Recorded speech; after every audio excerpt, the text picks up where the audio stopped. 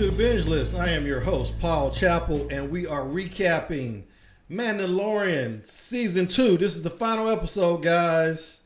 It's Chapter 16, The Rescue. And right away, I was kind of disappointed that they didn't drag this out a little further. If you've been watching my recaps, you already know that I predicted that they would not get Baby Yoda back this season. I guess I was wrong. So, yeah, I probably should say spoilers at this point. If you haven't seen the episode, great episode. I don't want to mar it too much with my cynicism. I do have a few questions. I think the episode opened with the Slave One tracking down an Imperial ship with that scientist on board.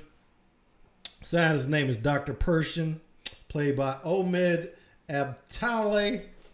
I'm sorry if I butchered his name. So, yes, they tracked down the scientist. How did they track down the scientist? They never revealed that. It would have been nice if maybe that was actually the information they received in the last episode instead of Moff Gideon's whereabouts. I guess they needed to know his whereabouts too. But yeah, still, as I said in my last recap, I don't see how they can track him when he can just move his ship around. So I don't know. They never explained that. Maybe they got his transponder code or something. Doesn't matter. They get some information from Dr. Pershing about the capabilities of the ship, and he pretty much tells them how they need to proceed. They come up with a plan. The one other thing that happens is Mando goes and tracks down Bo-Katan on some planet. I don't think they've ever revealed what planet they touched down on, but her and the other Mandalorians, played by Sasha Banks, is on this planet. They meet them and convince them to join their little rescue attempt because, of course, Bo-Katan wants the dark saber and she wants Moff Gideon. So this is going to give everybody what they want. Mando's going to get Grogu back, and the Mandalorians, these two Mandalorians, are going to get Moff Gideon and the Darksaber. Kind of funny that Bo-Katan kind of calls Boba Fett out as not being a Mandalorian, in which he says, "I never claimed to be one." And he says, "My father was a Mandalorian." And she says, "Don't you mean your donor?" She says, "I've heard your voice 1,000 times." And she's, of course, talking about the clone troopers that were based on Jango Fett. And she knows that he is a clone of Jango Fett. So I thought that was interesting. There was a little fight between Sasha Banks and Boba Fett. It was kind of badass. I guess Sasha Banks was kind of showing her wrestling skills a little bit. The question I had for this scene is, what happened to that male Mandalorian? I just kept wondering about it. What happened to that guy? Why did they? Either they decided, well, we didn't really need another guy on this rescue attempt, or they just said to themselves. Later in the episode, I kind of realized that, hey, this is kind of a girl thing. They were going to have a girl moment, girl power moment, as they do in a lot of these shows. We saw the same thing in The Boys last season. Well, of course, we saw it in Endgame. They're doing these girl team-up things more and more, and I guess the male Mandalorian would have ruined the girl party.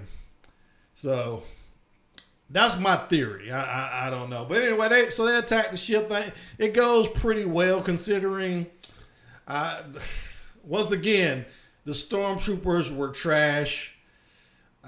Not one stormtrooper got a shot off that connected with anybody. It would have been nice. Just give me something.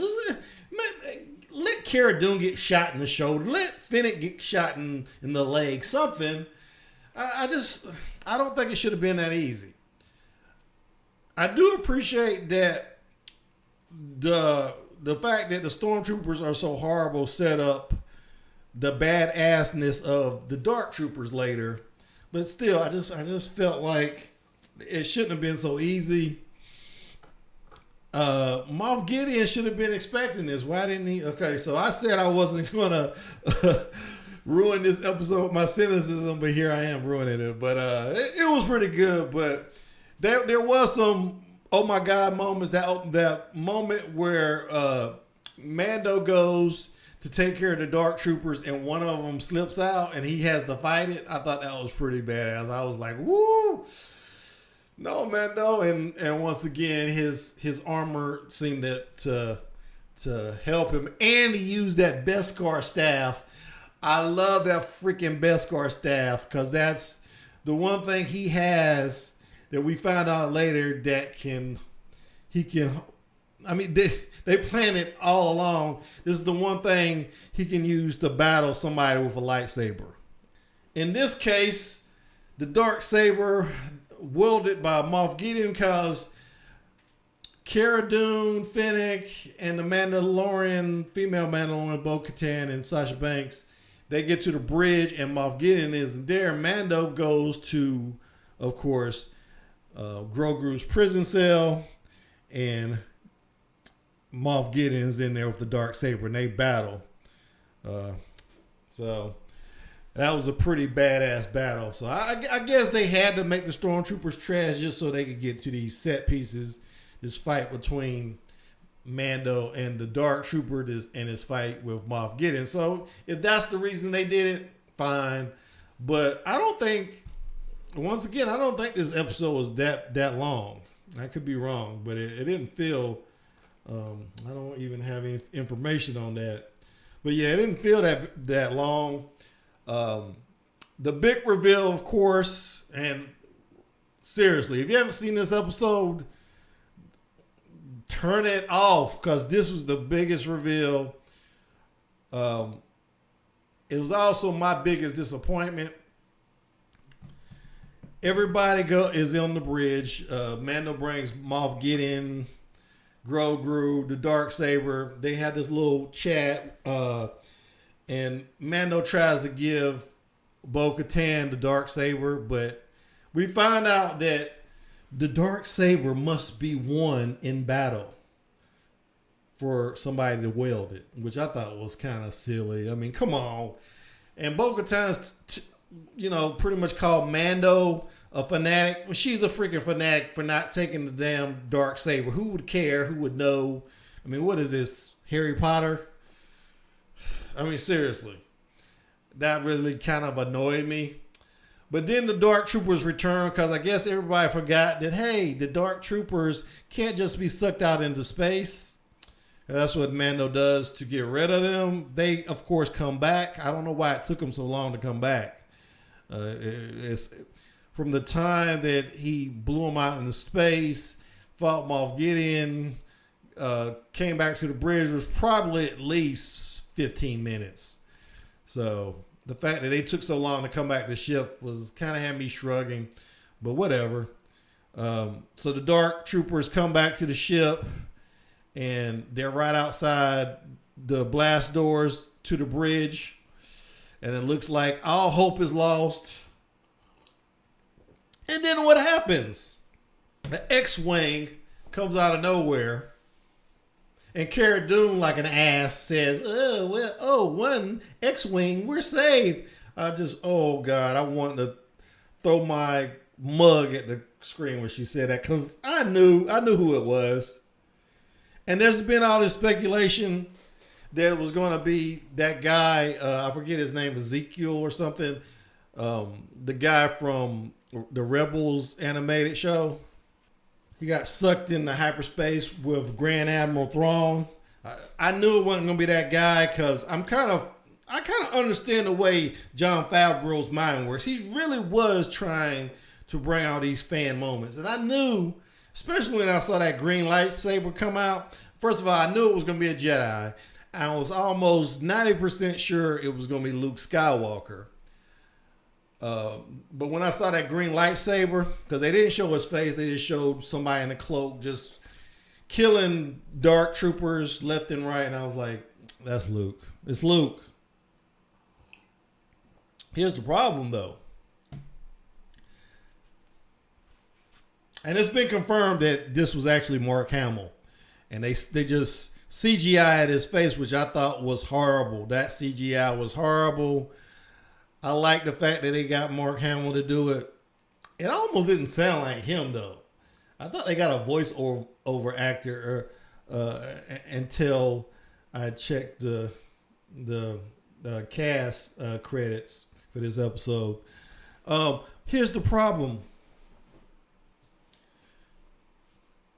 I really feel like they could have used Sebastian Stan, and fans have been saying this. I know Jon Favreau knows this. Sebastian Stan, the guy that played Winter Soldier in all those Captain America movies, and the Avenger movies, he looks exactly like Mark Hamill.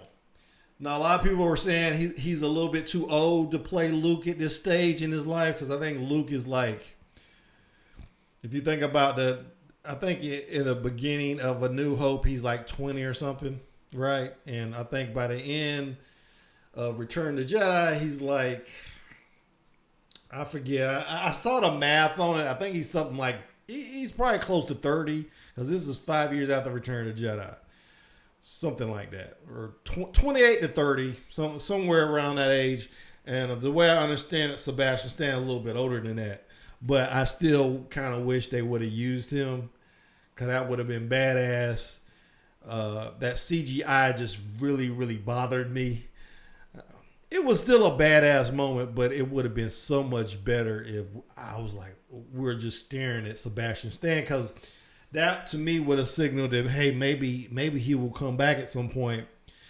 The one big disappointment I had with this episode is that I feel like Mando's journey is over.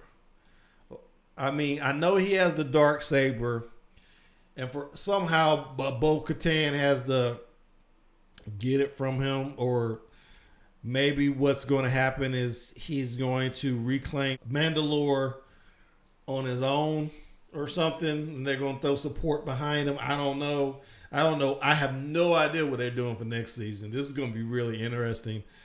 How they're going to go on without Baby Yoda, Grogu. Oh my God. I don't know. I just don't.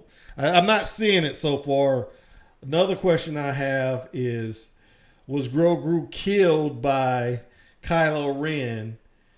Because we know from The Last Jedi that Luke tried to start another Jedi Academy, and that it was destroyed by Kylo Ren and possibly the Knights of Ren. I don't know.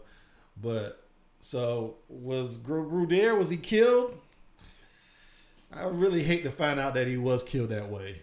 I'm hoping that they find a way to bring him back at some point. But we'll just have to see, because the cuteness of Grogu, everybody's love for Grogu was just what was just driving this series.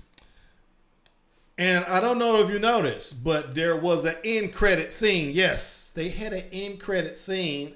I almost was going to walk away, but for some reason I just watched through the credits, and it was Jabba's palace. And I was kind of blown away, because it's Jabba's palace. Bib Fortuna is somehow still alive. I really thought he had died in above that Sarlacc pit. I really got to go back and watch Return to Jedi now, because I just thought he was on that sail barge when it blew up. But I guess he wasn't, because he's in control. He's sitting on Jabba's throne, and he hears some blasters going off in the distance, and pretty soon his guard is blasted, and in walks Boba Fett and Fennec, and Boba Fett just shoots him and sits on his throne. And then we go to black, and it says the Book of Boba coming 2021. So yet another Star Wars show has been announced. Do we really need this many Star Wars shows? Oh God, wasn't this really pretty much the Mandalorian show We need another Mandalorian show. I guess he's not really a Mandalorian, but still. Oh, this is just crazy. They have went insane with the Star Wars shows. But I'm going to watch them all.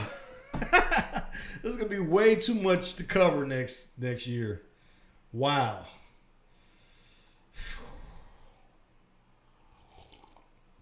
It's going to be pretty great for all those Star Wars oriented YouTube channels though. So, yeah, pretty good episode. A little bit, a few disappointments, but nothing major. So, yeah. Mandalorian Season 3 will be interesting to watch. And I will be there because in so many ways this series has been awesome despite my criticisms. So we'll just leave it there, and I will see you next season whenever that season starts. And I will encourage you to subscribe or comment down below. Give me a like, give me a dislike. Let me know how you feel. Let me know how you think. Give me some opinions. And ring that bell if you're already a subscriber so you know when my next video drops. And I will see you when I see you. Thanks for watching. May the force be with you.